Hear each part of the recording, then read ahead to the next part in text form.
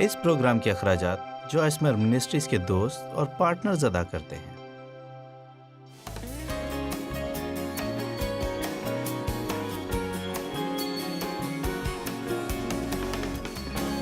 خوف کا مطلب بھاگنا یا فرار ہونا۔ اس لفظ کا بھی یہی مطلب ہے، یعنی بھاگنا یا فرار ہونا۔ اس لیے در حقیقت جب بھی آپ بائبل میں یہ فقرہ دیکھتے ہیں، ڈرو مت، جو کہ پوری بائبل میں ہے، خوف نہ کر کیونکہ میں تیرے ساتھ ہوں، مت ڈر کیونکہ میں تیرے ساتھ ہوں، خوف نہ کر کیونکہ میں تجھے نہ چھوڑوں گا اور نہ تجھ سے دستبردار ہوں گا۔ خوف نہ کرنے کی بنیادی وجہ بائبل ہمیں یہی بتاتی کہ ہم یہ جانیں کہ خدا ہمارے ساتھ ہے اور نہ ڈریں، اور اگر وہ ہمارے ساتھ ہے تو وہ ہم سے پیار کرتا ہے اور وہ ہماری فکر کرے گا۔ آمین۔ اور میں آپ کو بتا رہی ہوں کہ آنے والے سالوں میں چاہے دنیا میں کچھ بھی ہو جائے تو بھی خدا آپ سے پیار کرتا ہے، وہ آپ کے ساتھ ہے اور آپ کی فکر کرے گا۔ اور آپ کو اس ایمان پر کھڑے رہنے کی ضرورت ہے، کیونکہ ہم میں سے کوئی نہیں جانتا کہ ہمارے معاشرے میں کیا ہونے والا ہے۔ کیا کبھی کوئی یہ سوچ سکتا تھا کہ اس ملک میں بھی مسیحیوں کو ستایا جا سکتا ہے؟ پھر بھی ہم اس طرف جا رہے ہیں۔ آمین۔ میرا مطلب آج کل میں اگر ایک نوجوان شخص کھڑا ہوتا اور یہ اعلان کرتا ہے کہ وہ مسیحی ہے تو میں نہیں بتا سکتی کہ انہیں کس چیز کا سامنا کرنا پڑے گا، اور پھر خوف سے لوگ پیچھے ہٹ جائیں گے اور خاموش ہو جائیں گے۔ میں خاموش نہیں رہوں گی کیونکہ ابلیس گھات لگا کر بیٹھا ہوا ہے۔ یسوع نے کہا، اگر تم لوگوں کے سامنے میرا اقرار کرو گے تو میں آسمان پر باپ کے سامنے تمہارا اقرار کروں گا جو کہ آسمان پر ہے۔ آئیں ایسے مسیحی نہ بنے جو صرف اتوار کو چرچ جائیں اور باقی سارا ہفتہ خوف میں چھپ کر بیٹھے رہیں۔ آمین۔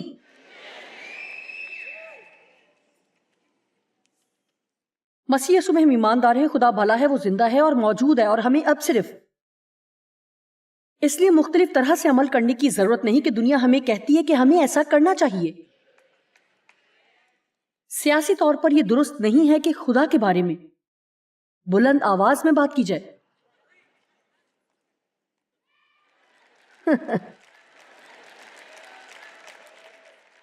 خوف منہ کے خشک ہونے، کپ کپی اور دل کی دھڑکن کے تیز ہونے کا باعث بنتا ہے۔ یہ تباہی کی سوچوں کے ساتھ اور خطرناک چیزوں سے بھرا مستقبل لے کر آتا ہے، جبکہ خدا بار بار کہتا ہے کہ مت ڈر کیونکہ میں تیرے ساتھ ہوں۔ یاد رہے کہ ہم خوف کو محسوس نہ کرنے کی بات نہیں کر رہے، بلکہ ہم یہ بات کر رہے ہیں کہ یہ آپ کو روک نہ سکے۔ خدا کو ایمان کی ضرورت ہے جس کے ذریعے وہ کام کرے۔ جب خوف آپ کا دروازہ کھٹکھٹائے تو جواب کے لیے ایمان کو بھیجے، کیونکہ خوف ہمیں پیچھے دھکیلتا ہے۔ جتنا زیادہ ہمارے اندر خوف ہوگا اتنی ہی ہماری جان محدود ہو جائے گی۔ ہم حوصلہ، زندگی اور تخلیقی صلاحیت سے بھرے ہونے کے بجائے ہم خشک، مرجھائے ہوئے ہوں گے۔ شیطان چاہتا ہے کہ خوف کی وجہ سے ہم پیچھے ہٹ جائیں اور کم، محدود اور بے فائدہ زندگی گزاریں، لیکن خدا چاہتا ہے کہ ہم دلیر اور حوصلہ مند ہو۔ اور عبرانیوں 10:38 میں کلام کہتا ہے کہ اگر آپ خوف میں پیچھے ہٹیں گے، خدا کہہ رہا ہے اگر وہ ہٹے گا تو میرا دل اس سے خوش نہ ہوگا۔ خدا اس سے خوش نہیں ہوتا، اور میرا راست باز بندہ ایمان سے جیتا رہے گا۔ یعنی میرا راست باز بندہ خدا کے ساتھ رشتے کی قائلیت اور الہی چیزوں اور ایمان سے نکلے ہوئے پاک جوش میں پیوست رہتے ہوئے جیتا رہے گا، اور اگر وہ ہٹے گا تو میرا دل اس سے خوش نہ ہوگا۔ بعض دفعہ میں اس پہلے بڑے موقع کے بارے میں بتاتی ہوں جہاں مجھے بولنے کا موقع ملا،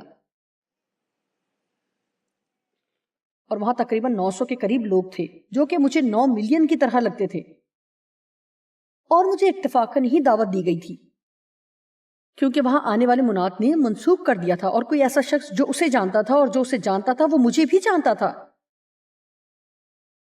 اس لیے ایسا نہیں تھا کہ میں ہی اس کا پہلا انتخاب تھی، یہ ایسے تھا کہ بس جوائس ہی رہ گئی ہے، ہم اسے ہی بلا لیں گے۔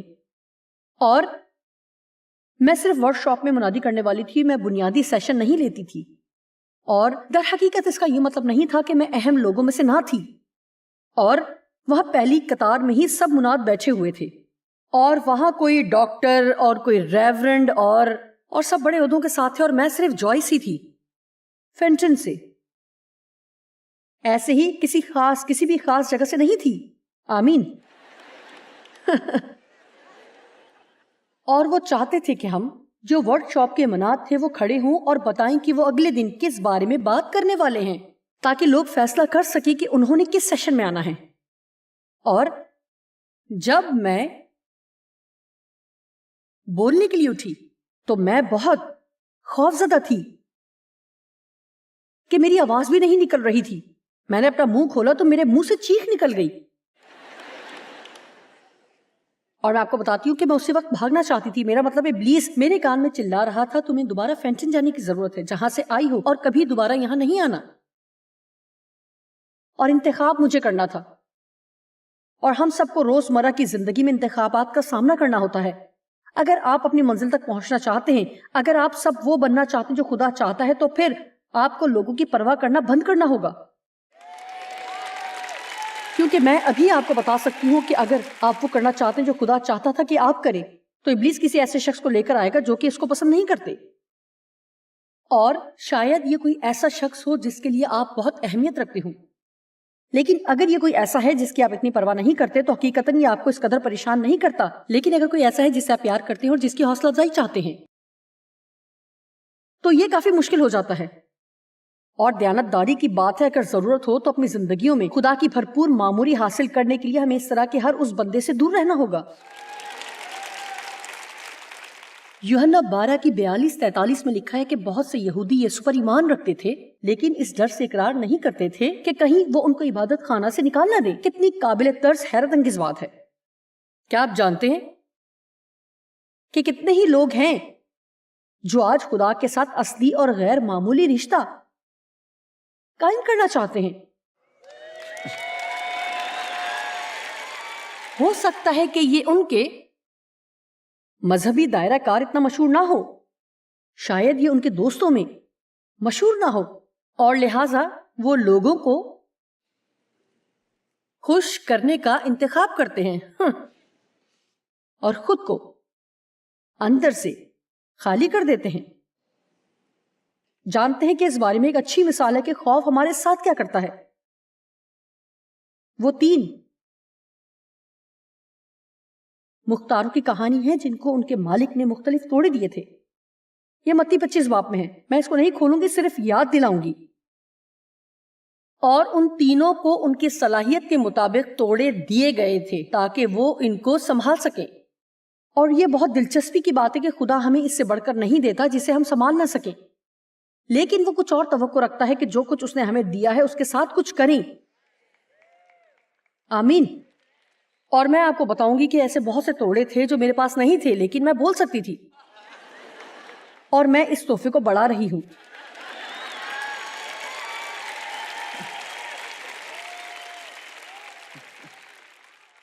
اور اس طرح ایک شخص کو 5 توڑے دیے گئے اور وہ گیا اور اس نے ان 5 کو بڑھایا. اور مالک جب حساب لینے کے لیے آیا تو اس نے اسے 5 اور بڑھا کر دی. اور پھر مالک نے کہا، شاباش اے اچھے اور وفادار خادم، خداوند کی ضیافت میں شریک ہو. دوسرے شخص کو 2 توڑے ملے. اس نے انہی 2 سے اور کما کر اپنے مالک کو واپس لوٹائے. شاباش اے اچھے اور وفادار نوکر، خداوند کی خوشی میں داخل ہو.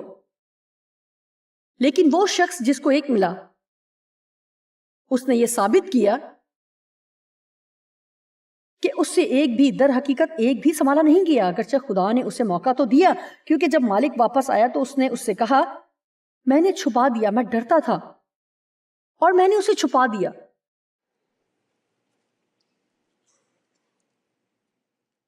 اور اس نے اس کی کمر پر تھپکی نہ دی کہ اوہو بہت افسوس ہوا کہ تمہاری زندگی میں خوف ہے، بلکہ یسوع نے اسے ڈانٹا، اے شریر، سست اور بیکار نوکر. اور اس نے اس سے وہ 1 بھی لے لیا جو اس کے پاس تھا اور کسی اور کو دے دیا. اس لیے یہاں پر ایک اہم بات ہے کہ یا تو اسے استعمال کریں یا کھو دیں. آمین. اور لہٰذا ہم ڈر اور خوف میں اپنی زندگی نہیں گزار سکتے کہ کیا ہو رہا ہے اور کیا ہونے والا ہے. لہٰذا اب وقت ہے کہ ہم اپنے توڑوں کو استعمال میں لائیں، کیونکہ آپ میں سے ہر کسی کے پاس کچھ ایسا ہے جو کہ معاشرے کے لیے فائدے مند ہے۔ آپ میں سے ہر کسی کے پاس خدمت ہے، ہر کسی پر خدا کا خاص مسا ٹھہرا ہے۔ میں نے کہا آپ میں سے ہر کسی کے پاس ایک خدمت ہے۔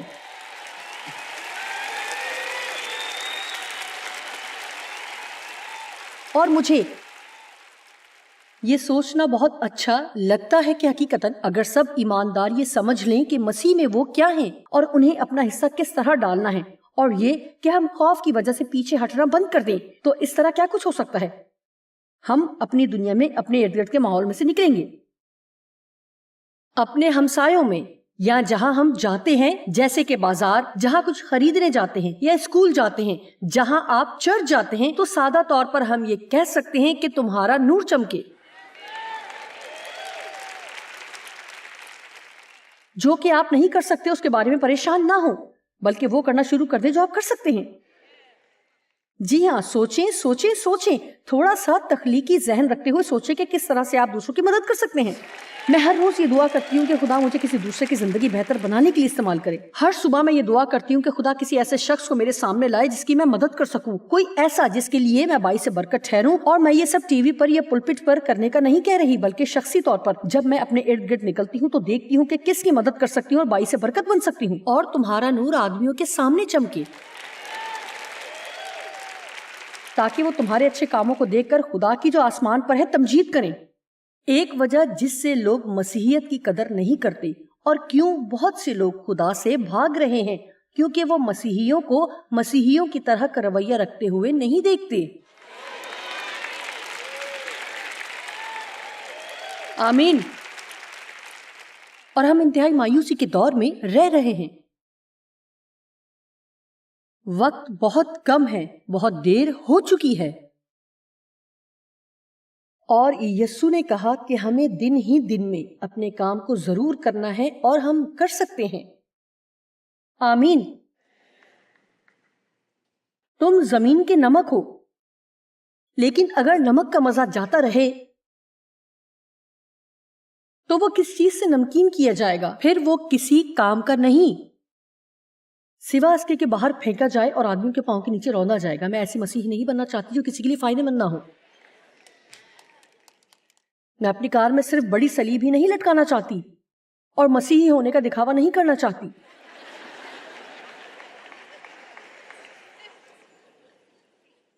تم دنیا کے نور ہو، جو شہر پہاڑ پر بسا ہے وہ چھپ نہیں سکتا، اور چراغ جلا کر پیمانہ کے نیچے نہیں بلکہ چراغ دان پر رکھتے ہیں، تو اس سے گھر کے سب لوگوں کو روشنی پہنچتی ہے۔ 16ویں آیت، اسی طرح تمہاری روشنی آدمیوں کے سامنے چمکے، تاکہ وہ تمہارے نیک کاموں کو دیکھ کر تمہارے باپ کی جو آسمان پر ہے تمجید کریں، یعنی اس کی تعریف، عزت کریں اور اس کو جلال دیں۔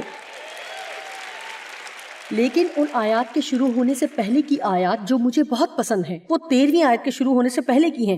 یہ سب یہ بات بتا رہی ہیں کہ جب ہم مسیح کی خاطر دکھ اٹھاتے ہیں تو ہم کس طرح بابرکت ہوتے ہیں۔ اس لیے ہم اسی دور کے بارے میں بات کر رہے ہیں جس میں ہم آج زندہ ہیں۔ مبارک ہیں وہ جو راست بازی کے سبب سے ستائے گئے ہیں، کیونکہ آسمان کی بادشاہی انہی کی ہے۔ اوہو، بات یہ ہے کہ آپ یاد رکھیں کہ تم زمین کا نمک اور دنیا کا نور ہو، لہٰذا اٹھیں اور اسی ستائے جانے کے دوران ہی آپ کی روشنی سب میں چمکے۔ اور جانتے ہیں کہ آپ میں سے کچھ کے لیے ستایا جانا اس حد تک ہو سکتا ہے کہ آپ کے دوست مزید آپ کے ساتھ رہنا نہیں چاہتے، کیونکہ آپ ایک حقیقی اور آگ سے بھرے مسیحی بن گئے ہیں۔ آپ میں سے کتنے اس چیز کا تجربہ رکھتے ہیں کہ جب وہ مسیح کے ساتھ جڑے تھے تو ان کے دوست ان سے خوش نہیں تھے؟ دیانتداری کی بات ہے، تقریباً سب نے ہی یہ تجربہ کیا ہوا ہے۔ دشمن کے ہتھیاروں میں سے یہ بھی ایک ہے۔ اب میں چاہتی ہوں کہ ہم عبرانیوں 13واں باب 5ویں اور 6ٹھی آیت دیکھیں۔ زر کی دوستی سے خالی رہو، یعنی دولت کے لالچ اور ہوس سے دور رہیں اور دنیاوی چیزوں کو حاصل کرنے کے لالچ سے دور رہیں، اور جو تمہارے پاس ہے اسی پر قناعت کرو، یعنی جو کچھ ہے اس سے مطمئن ہو، کیونکہ اس نے خود فرمایا کیا آپ اس کے لیے تیار ہیں؟ میں تجھ سے ہرگز دستبردار نہ ہوں گا اور کبھی تجھے نہ چھوڑوں گا، کبھی بھی کسی بھی طرح نہیں چھوڑوں گا، نہیں چھوڑوں گا، نہیں چھوڑوں گا، نہیں چھوڑوں گا، کسی بھی طرح کی نا امیدی میں کبھی نہیں چھوڑوں گا اور نہ ہی پیچھے ہٹوں گا، اور یقیناً میں تم پر اپنا مکمل اختیار رکھوں گا۔ 6 آیت۔ اس واسطے ہم دلیری کے ساتھ کہتے ہیں، یعنی خود اعتمادی سے کہتے ہیں، خداوند میرا مددگار ہے، میں خوف نہیں کروں گا، انسان میرا کیا کرے گا؟ یعنی انسان میرا کیا کر سکتا ہے؟ آمین۔ ایک بات بتاؤں کہ اگر خدا کے ساتھ رشتے کی وجہ سے آپ دوست کھو دیتے ہیں تو آپ زندہ رہیں گے۔ اب میں مقابلہ کرنے کے بارے میں آپ سے بات کرنا چاہتی ہوں۔ اگر ہم بہادری اور دلیری سے زندہ رہنا چاہتے ہیں تو اس کے لیے ہمیں یہی کرنے کی ضرورت ہے، ہمیں سامنا کرنے کے لیے تیار رہنے کی ضرورت ہے۔ اگر میں آپ سے کہوں کہ آپ میں سے کتنے مقابلہ کرنا پسند نہیں کرتے، کون ہے جو اپنا ہاتھ بلند کرے گا؟ اچھا، میرا مطلب حقیقتاً کون چاہتا ہے؟ میرا مطلب ہے میں بہت ہی لڑاکا ہوں۔ ہو سکتا ہے کہ کچھ لوگوں کے مقابلے میں میرے لیے یہ آسان ہو، لیکن مجھے یہ بالکل بھی پسند نہیں۔ مجھے لوگوں کو ناراض کرنا اور تکلیف دینا اچھا نہیں لگتا۔ جب لوگ مجھے پسند نہیں کرتے تو مجھے اچھا نہیں لگتا۔ میرے خیال میں سے کوئی بھی کسی بھی طرح کا سامنا کرنا پسند نہیں کرتا۔ یوں لگتا ہے جیسے لوگ بغیر سوچے سمجھے کسی بھی چیز پر بہت جلدی رد عمل کرتے ہیں، یہاں تک کہ وہ یہ بھی نہیں جانتے کہ لوگ کیا کہیں گے۔ کسی کے ساتھ یہ مسئلہ ہے یا کسی بھی طرح ہم مقابلہ نہیں کرتے؟ اس طرح میں کچھ چیزیں یاد دلانا چاہتی ہوں۔ ایسے لوگوں کا سامنا کرنے کے لیے ہمیشہ تیار رہیں جو آپ کو استعمال کرنے کی کوشش کرتے ہیں، اور دنیا ایسے لوگوں سے بھری پڑی ہے۔ دشمن صرف یہ تلاش کرتا ہے کہ کوئی ایسا ملے جس کے ذریعے وہ کام کرے، کیونکہ وہی شخص اختیار رکھنے والا اور غلط طرح استعمال کرنے والا ہے۔ میرے والد بھی ایسے ہی تھے۔ اس سے بری کوئی چیز نہیں ہو سکتی کہ آپ کے پاس کوئی ایسا شخص ہو جو ہمیشہ آپ کی زندگی کو چلانا چاہتا ہو، جہاں آپ کو کوئی آزادی نہ ہو اور مسلسل آپ کو یہ بتایا جائے کہ کس طرح اور کیا کرنا ہے، کیا کہنا ہے اور کیسے کہنا ہے۔ اور جتنا بھی آپ کسی رشتے کو اس طرح سے جاری رکھیں گے اتنا ہی اس سے نکلنا مشکل ہو جائے گا، اور آپ میں سے کچھ کو پہلے ہی سے بڑے مسائل کا سامنا ہے۔ آج میں آپ کی حوصلہ افزائی کرنا چاہتی ہوں کہ آپ کو تبدیلی لانی پڑے گی اور آپ کو چیزوں کا مقابلہ کرنا ہوگا، کیونکہ یسوع ہمیں آزاد کرنے کے لیے ہوا۔ جس کو بیٹا آزاد کرتا ہے وہی واقعی حقیقی طور پر آزاد ہوتا ہے، اور صرف ایک ہی شخصیت کو ہم پر اختیار رکھنا چاہیے، وہ روح القدس ہے۔ اور یہ سب کہنے کا میرا مطلب یہ نہیں کہ میں اختیار والوں کے تابع نہ ہونے یا باغی ہونے کی بات نہیں کر رہی ہوں۔ میرا مطلب ہے ہم سب کو یہ جاننے کی ضرورت ہے کہ کس طرح ان سب کے تابع ہونا ہے جن کے اختیار میں خدا ہمیں دیتا ہے۔ لیکن میں کہہ رہی ہوں کہ جب کوئی شخص ہمیں استعمال کرتا اور ہم پر اختیار رکھنے کی کوشش کرتا ہے، اور وہ ہمیشہ چاہتے ہیں کہ آپ وہی کام کریں جو وہ چاہتے ہیں کہ آپ کو کرنا چاہیے۔ غلطیوں 1:10 میں پولس نے کہا، اگر اب تک آدمیوں کو خوش کرتا رہتا تو مسیح کا بندہ نہ ہوتا۔ یہ بہت اچھا ہے۔ دراصل میں یہ کہہ سکتی ہوں کہ اگر میں صرف لوگوں میں مقبول ہونے کی پرواہ کرتی، گو کہ میں چاہتی بھی ہوں کہ لوگ مجھے پسند کریں، لیکن اگر میرا دھیان اسی طرف ہوتا تو آج میں یہاں پر نہ ہوتی۔ اور آپ میں سے بہت سے اپنی منزل کو کھونے کے کنارے پر ہیں کیونکہ آپ حد سے زیادہ لوگوں کی سوچ پر دھیان دیتے ہیں اور جانتے ہیں کہ نفرت کرنے والے نفرت کرتے رہیں گے اور شکایت کرنے والے شکایت کرتے رہیں گے، اور اگر وہ آپ کو نشانہ بنا رہے ہیں تو کم از کم کسی اور کو تو انہوں نے چھوڑا ہوا ہے۔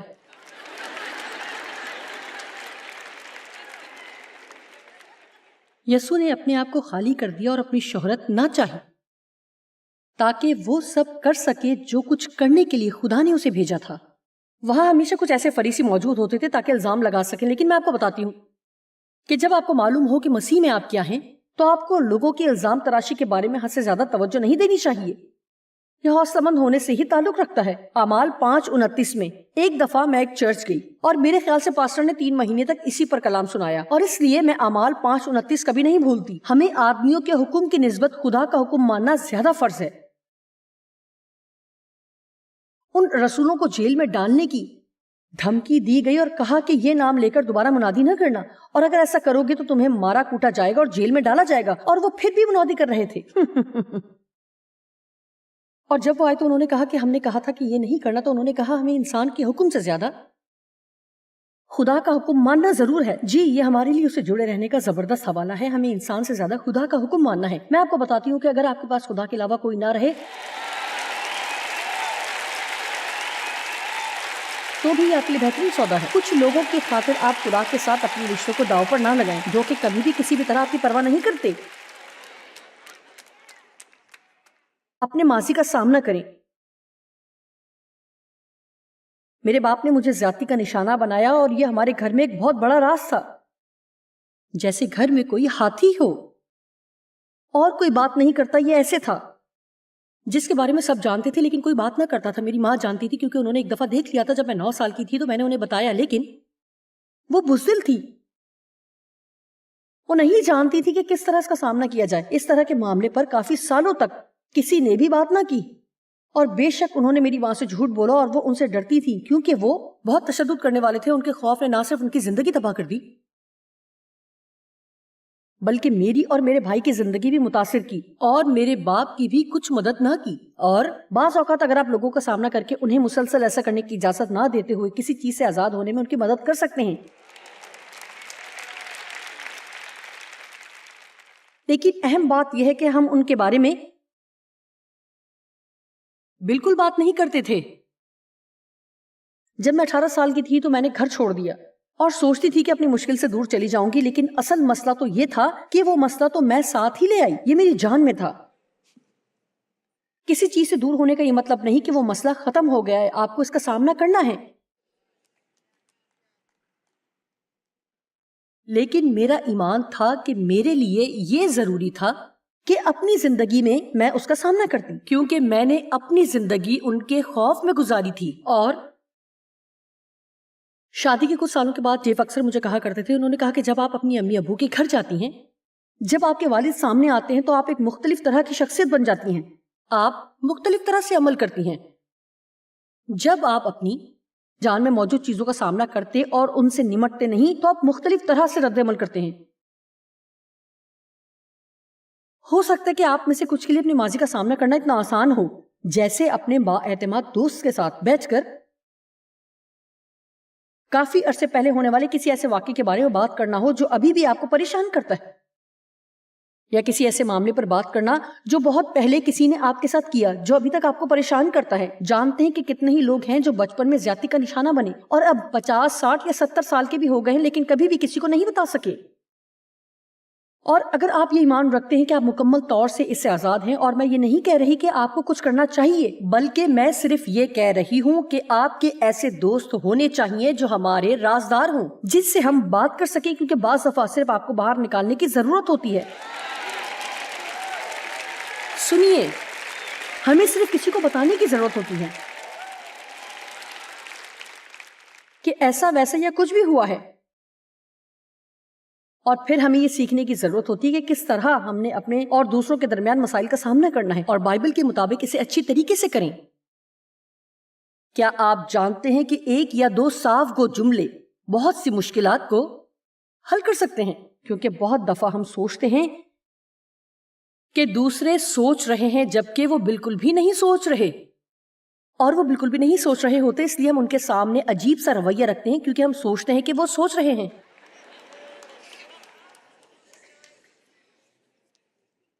اور اس لیے بہتر یہی ہے کہ کہہ دیں، کیا آپ سوچ رہے ہیں؟ نہیں، لیکن جانتے ہیں کہ ہم ایسا کیوں نہیں کرتے؟ کہ ہم نہیں چاہتے کہ کوئی سوچے کہ ہم بے وقوف ہیں، لہٰذا پوچھنے سے نہ ڈریں۔ اگر تو وہ یہ سوچے کہ آپ بے وقوف ہیں تو کون پرواہ کرتا ہے؟ بہت دفعہ واقعی اس کا آپ سے بالکل بھی کوئی تعلق نہیں ہوتا۔ اس لیے بہت سے مسائل تب پیدا ہوتے ہیں جن کے ساتھ آپ کو کوئی مسئلہ ہو تو ان کے پاس جانے کے بجائے آپ دوسروں کے پاس جاتے ہیں، جو کہ عیب جوئی بن جاتی ہے، اور اس سے جھگڑا پیدا ہوتا ہے۔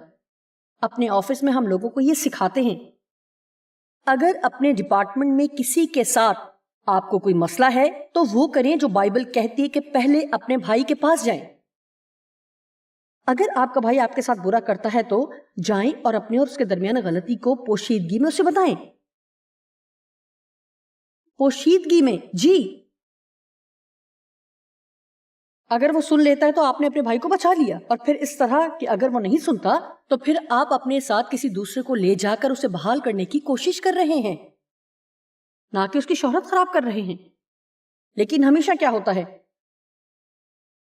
کہ زیادہ تر لوگ کسی طرح سامنا نہیں کرنا چاہتے.